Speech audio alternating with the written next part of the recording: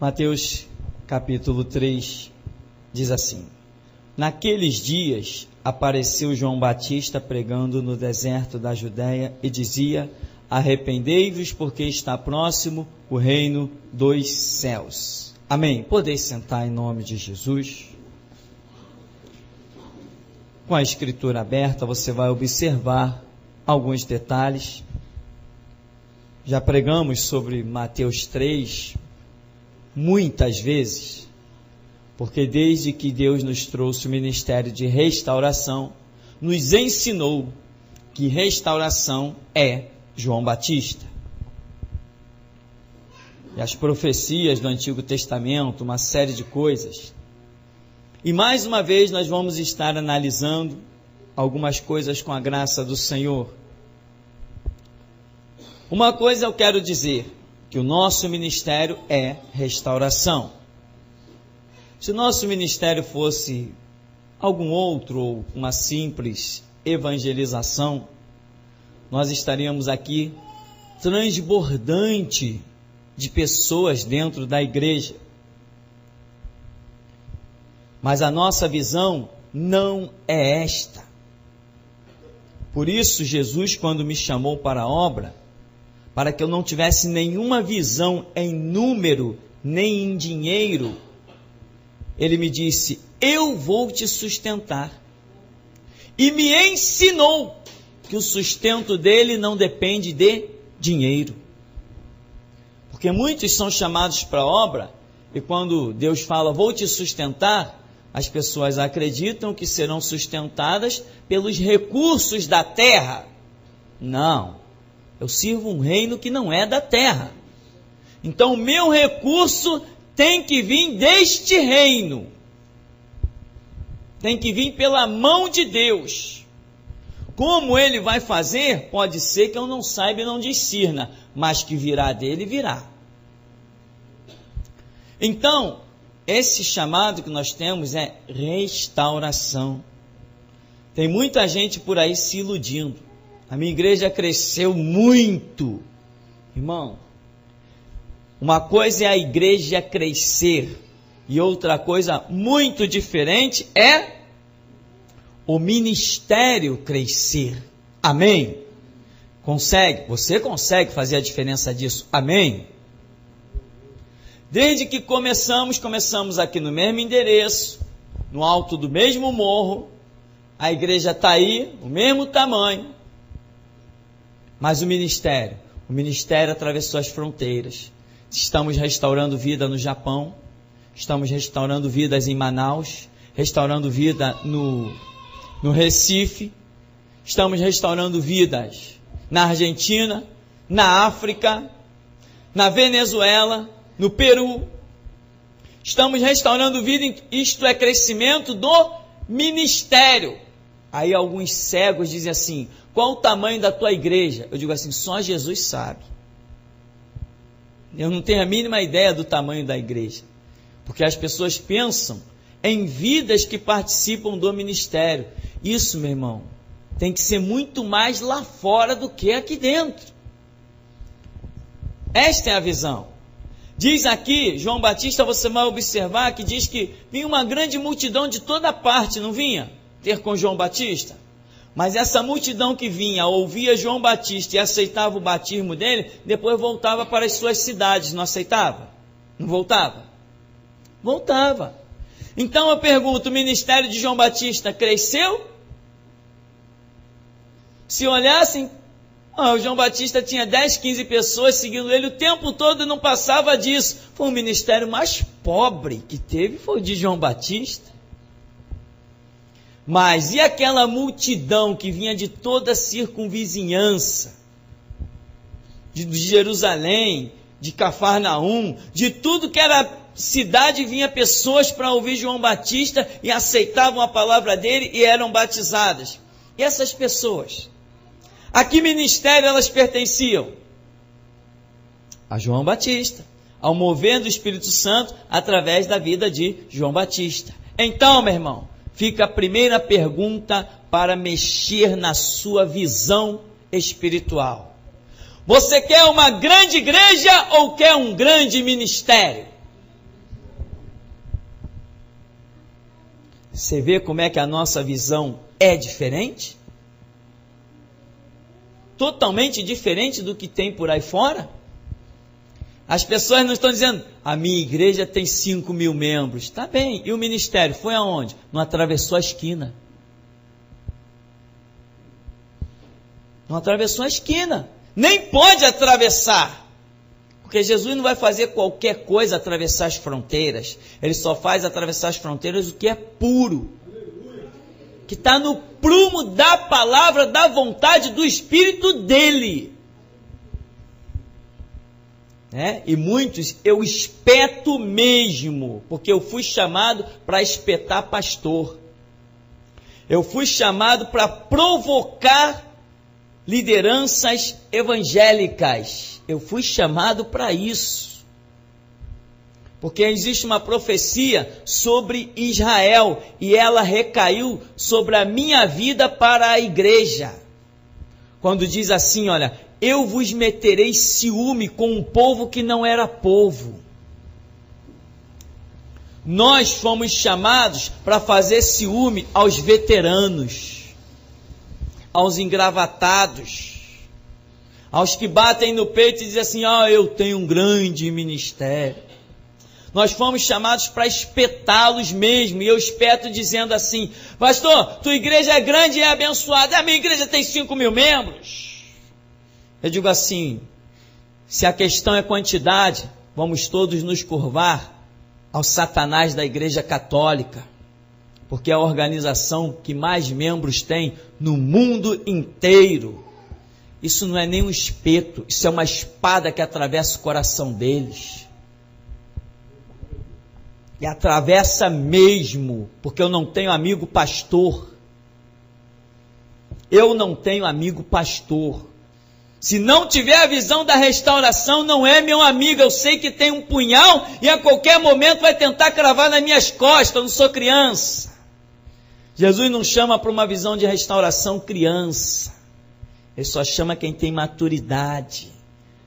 Irmão, aqui não temos nenhuma visão de aliança com nenhuma igreja.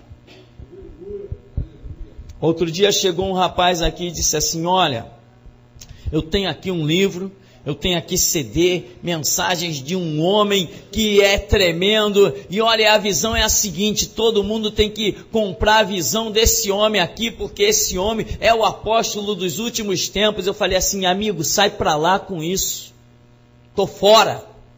Você está me trazendo algo dizendo que as pessoas têm que se curvar à visão desse homem. Não vai bater comigo, porque eu tenho justamente a visão contrária. Eu acho que todo mundo vai ter que se curvar à minha visão. Eu fui chamado para restaurar a igreja de Jesus Cristo. Não fui chamado para comprar a visão de ninguém, nem para me associar com ninguém. Eu fui chamado para purificar a doutrina do Evangelho. Eu fui o primeiro com coragem a abrir a boca em mídia e dizer que o Universal servia a Satanás. Fui o primeiro. Todo mundo me criticou. Todo mundo me criticou. Hoje, o Brasil inteiro está dizendo que o Universal é um templo satânico. Mas quando eu comecei a falar, todo mundo quis me dar paulada. Porque nós não estamos aqui para brincar. E se não estamos para brincar, vamos receber do Senhor. Naqueles dias apareceu João Batista pregando no deserto. Irmão, primeiro ponto da restauração é você estar sozinho. Esse é o primeiro ponto. Deus tem que te mandar para o deserto.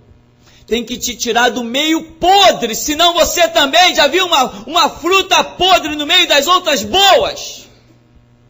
Se está tudo podre e você está no meio, você vai ficar podre também. Você quer ser a restauração? Tem que sair do meio podre. Se não sair, vai se contaminar. Tem que fugir da aparência do mal. Aqui, ele dizia, arrependei-vos, porque está próximo o reino dos céus, porque este é o referido por intermédio do profeta Isaías. voz do que clama no deserto, preparai o caminho do Senhor, endireitai as suas veredas. Olha o verso 3. Preparai o caminho do Senhor, endireitai as suas veredas. A visão da restauração, ela tem um objetivo específico e automaticamente ele é sequencial. A obra que João Batista está realizando, ele aponta para algo que logo, logo iria acontecer. Amém? Algo que brevemente iria acontecer. E ele diz, olha, preparai o caminho do Senhor. Ele vem com uma mensagem muito específica. A voz da restauração não aponta, não mostra como ponto alto a si mesmo, mas sempre algo mais importante e impactante que está para acontecer. Quem era o importante? Era Jeremias? Não, o importante era que Nabucodonosor invadiria Jerusalém. Quem era o importante? Era Elias? Não, o importante era que Elias estava demonstrando que Deus iria julgar a nação de Israel. Quem era o importante? Era João Batista? Não, não, o importante era aquele que iria se manifestar após ele. Mesma coisa, nós não somos o mais importante. O mais importante é o que vem na frente. E pela frente virá um povo que vai denunciar os segmentos mais fortes da sociedade, aonde mais Satanás estará impregnado. Satanás nunca conseguiu dominar e reinar no mundo como nos próximos anos está para acontecer. O diabo, através da União Europeia, ele vai dominar todos os segmentos da sociedade. Ele vai dominar o conceito religioso, ele vai dominar o poderio bélico, ele vai dominar os conceitos sociais, os conceitos econômicos. Ele vai ditar regras para todo mundo. E este ministério está preparando uma nova geração para ser uma pedra no sapato do diabo. É isso que nós estamos fazendo aqui. Não estamos preocupados com o dinheiro do gasofilácio da igreja. Não estamos preocupados se amanhã vamos comer, beber ou dormir. Mas estamos preocupados que os nossos jovens e adolescentes amanhã se tornem os mártires para a glória de Jesus Cristo. Esta não é uma visão gostosa para aqueles cuja visão, a mentalidade está no mundo. Esta é uma visão maravilhosa. Um pai cheio do Espírito Santo, se passar pela cabeça dele que o seu filho possa ser martirizado, aleluia, pela glória do Evangelho, aleluia, ele vira cambalhota e glorifica a Cristo. Aleluia. Aleluia. Isto é uma glória inefável. Aleluia. Mas pais carnais dentro da igreja querem mais que seu filho tenha um bom emprego e viva a sua vidinha. Este ministério é restauração. E nós estamos apontando que vem pela frente algo tremendo. Vamos ver jovens de 16 anos profetizando, falando língua estranha. Cheios da autoridade, expulsando o demônio. Vamos preparar um corpo para Cristo se manifestar plenamente. Nós não somos nada, mas após nós vem Ele. Ele vem saltando pelos montes. Ele vem e não acha barreiras no caminho. Ele vem aprainando tudo que é monte e vale.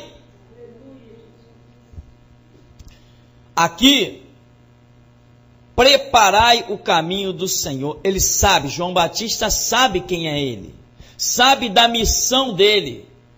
Ele não está preocupado em nada, ele vai dizer aqui, ó, importa que ele cresça e eu diminua. Ele não quer exaltação, porque ele sabe que o mais baixo que ele desça, ele tem um galardão que ninguém pode comparar. Ele não quer tesouro da terra, ele está de olho no que tem lá no céu.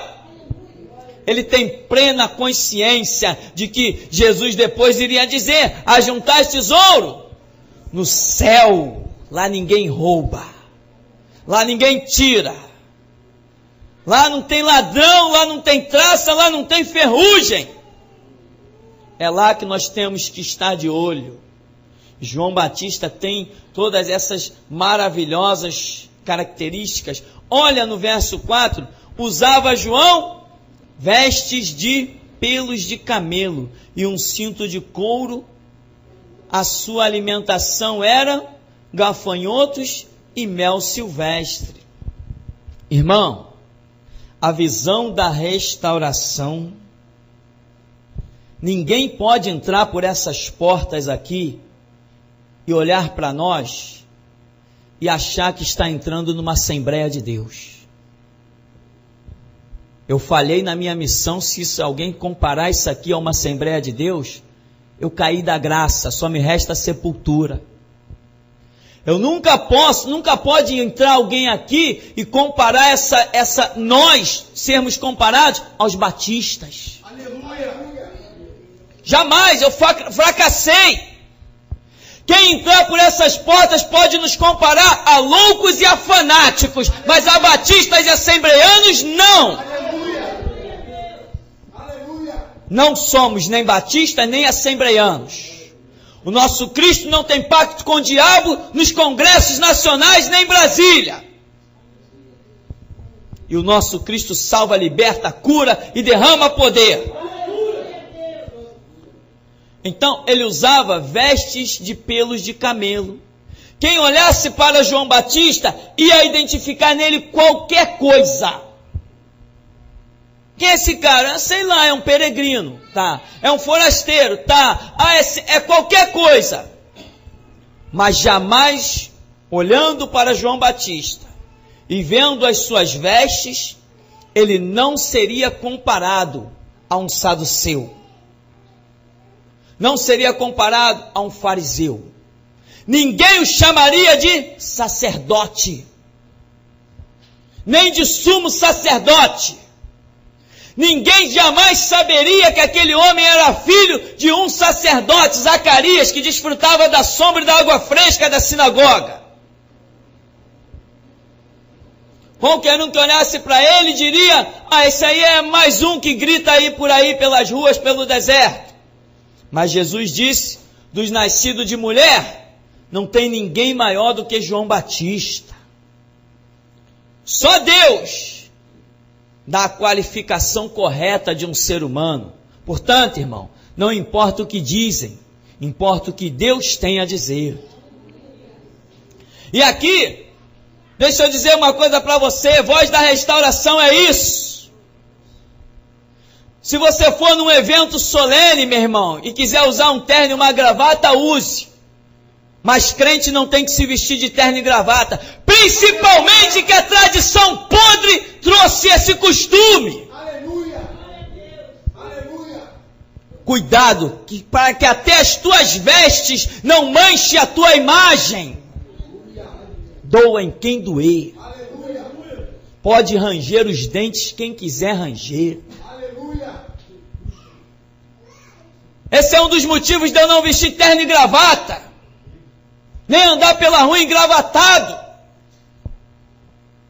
Que o cristão que eu sou não pode ser comparado com um de assembleiano. Aleluia. Não somos assembleianos. Aleluia. Você nunca viu um político nesse púlpito, e é por isso que ele é de pedra. Aleluia. E nunca verá. Nunca! Eu disse nunca! Você nunca verá um político nesse púlpito, nem que o comunismo tome o Brasil. Aleluia. Você não verá um político. O diabo nunca vai usar esse púlpito enquanto eu viver. Nem que se haste uma bandeira vermelha nessa nação. Mas aqui o diabo não prega. Portanto, até nas minhas vestes eu quero ser diferente deles. Porque Paulo escreve, olha, foge da aparência do mal, e é por isso que eu não visto terno. Para que ninguém entre aqui e me confunda com um deles.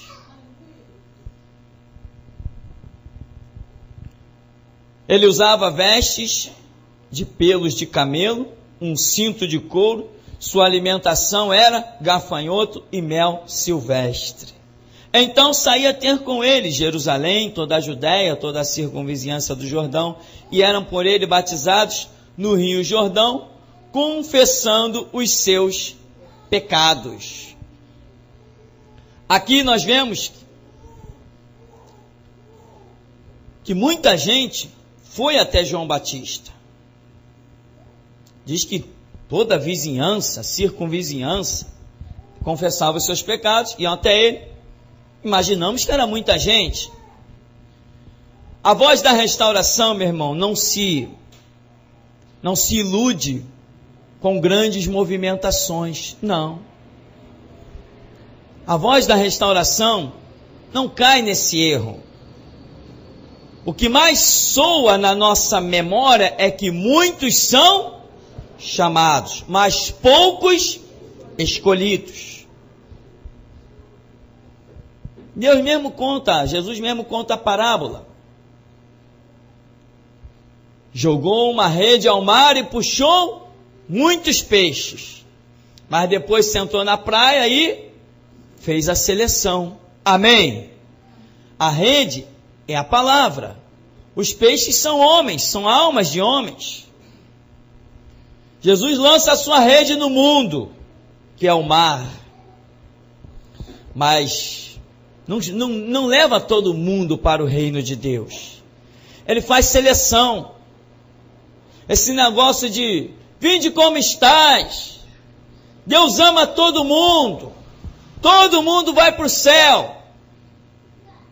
Quem prega assim é Satanás. Homem de Deus não prega isso.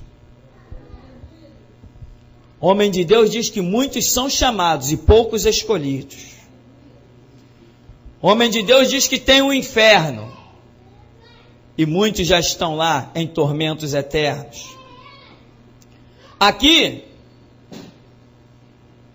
uma multidão ia até João Batista. Ora, mas quando Jesus se manifesta, cadê a multidão? Onde estava essa multidão que tinha ido até João Batista?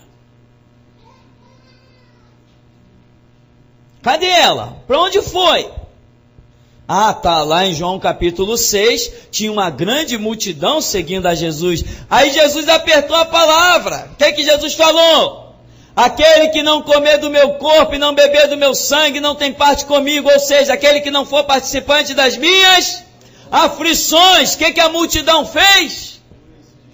Dura esse discurso, quem o poderá ouvir? Saiu cada um para o seu caminho. A voz da restauração só escolhe o melhor. E vocês também, virou para os 12, querem ir embora também? Pedro vai no verso 63 e diz assim, não!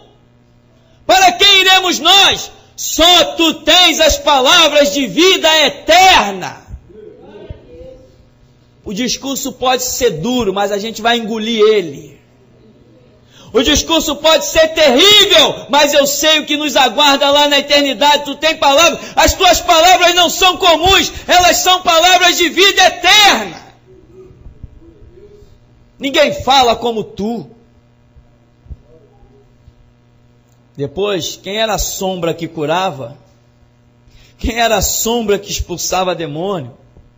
Quem era a sombra que glorificava o nome do Senhor? Irmão, você está no meio de uma multidão. E a palavra dura vai apertar cada dia.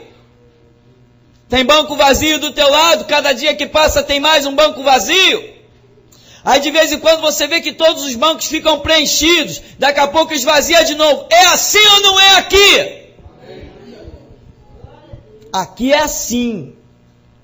Jesus traz, joga a rede, traz e joga os peixes aqui. Depois ele, pela palavra, ele começa a fazer seleção. Muitos dizem, dura esse discurso, esse cabra aí tá doido. Ele está desafiando a carta magma do Estado? Isso é um doido. João Batista só fez menção de uma carta, amém? João Batista só fez menção de uma carta, amém?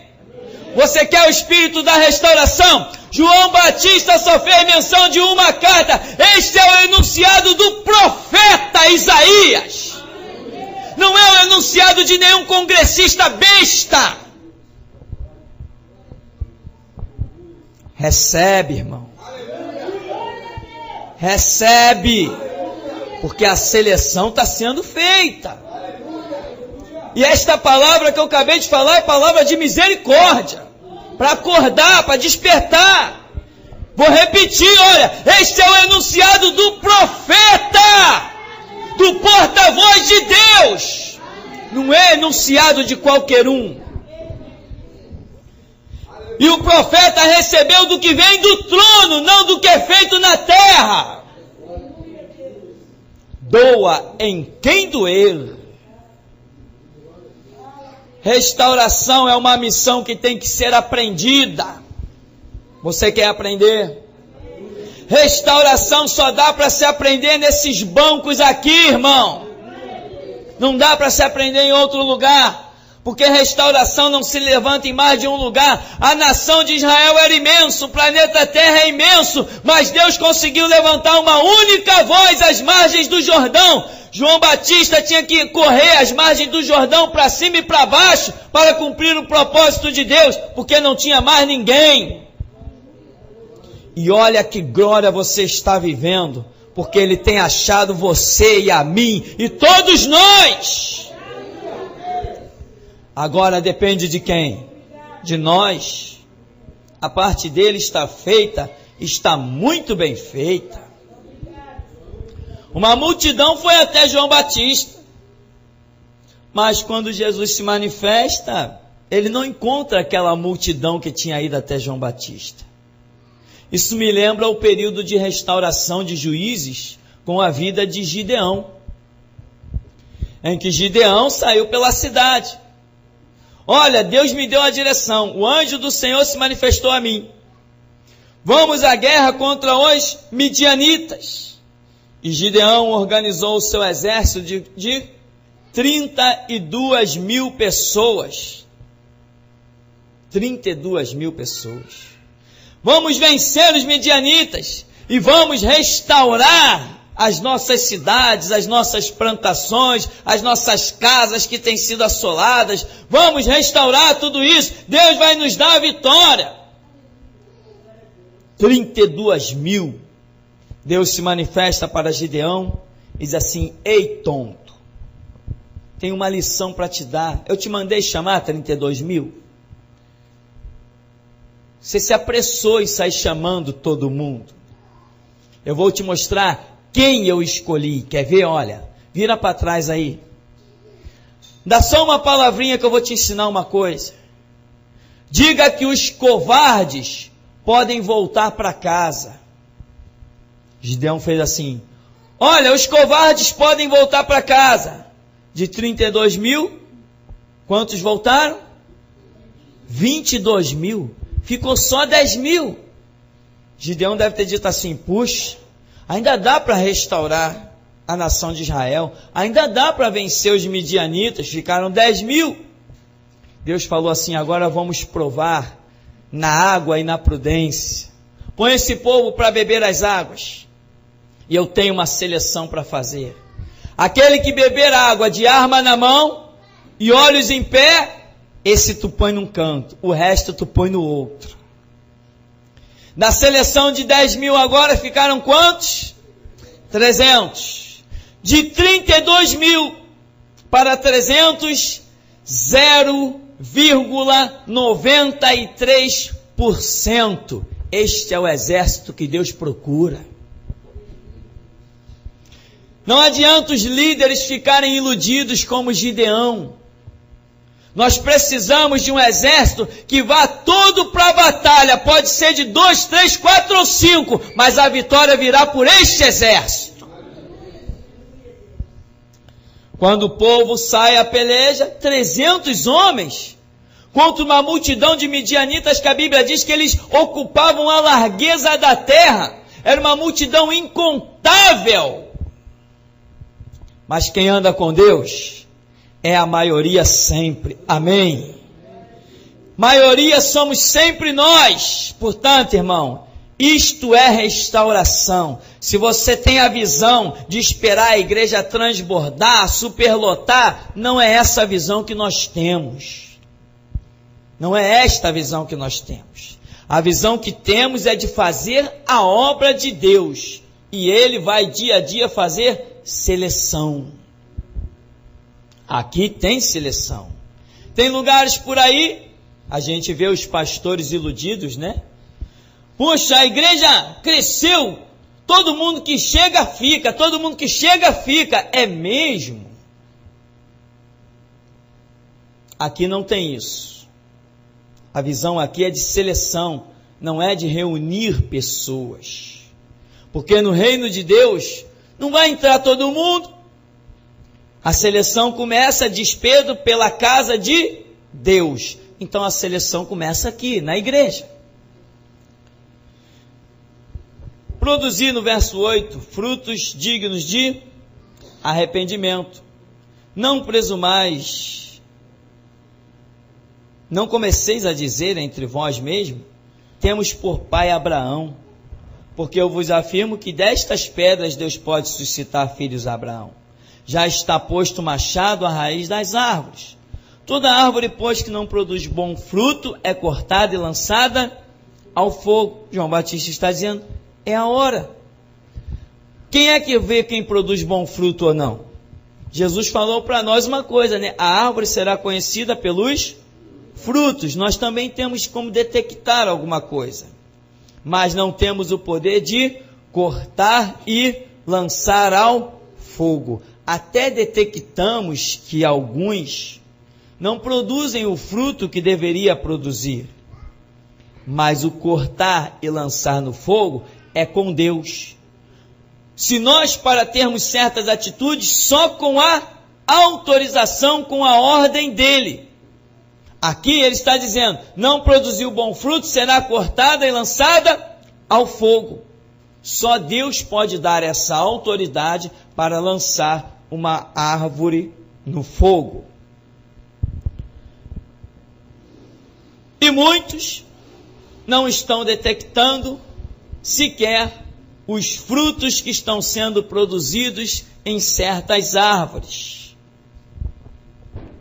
Quando a palavra de Deus vem no prumo da vontade do Espírito Santo, ela demonstra quem tem fruto e quem não tem fruto. Mas se a palavra é a palavra que é mais homem do que Deus falando, é a palavra misturada e contaminada, dá no que nós estamos vendo por aí nas igrejas. As igrejas que viraram um verdadeiro show, as igrejas movidas pela música, pelo louvor, altos investimentos em instrumentos musicais. Se isso fosse para a glória de Deus, tudo bem, mas não é. É simplesmente para transformar num show e mexer com a emoção das pessoas. Então João Batista está dando este recado. E eu quero concluir, mas lembrar que quando João Batista pregava, uma multidão estava se aglomerando. Mas quando Jesus está lá na cruz, não tinha multidão nenhuma. Aqueles que deveriam ter atentado para o que João Batista disse, não atentaram. Foi uma multidão ouvir João Batista.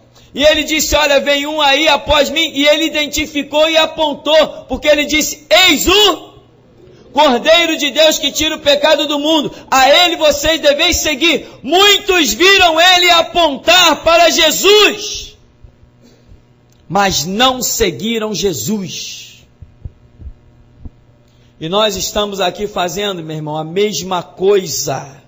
Estamos apontando para um tempo que está prestes a se levantar, e muitos vão ignorar esse tempo, mas haverá um povinho, um númerozinho pequeno, em relação ao mundo, sim, um número pequeno, mas que fará a grande diferença que Deus quer que seja feita.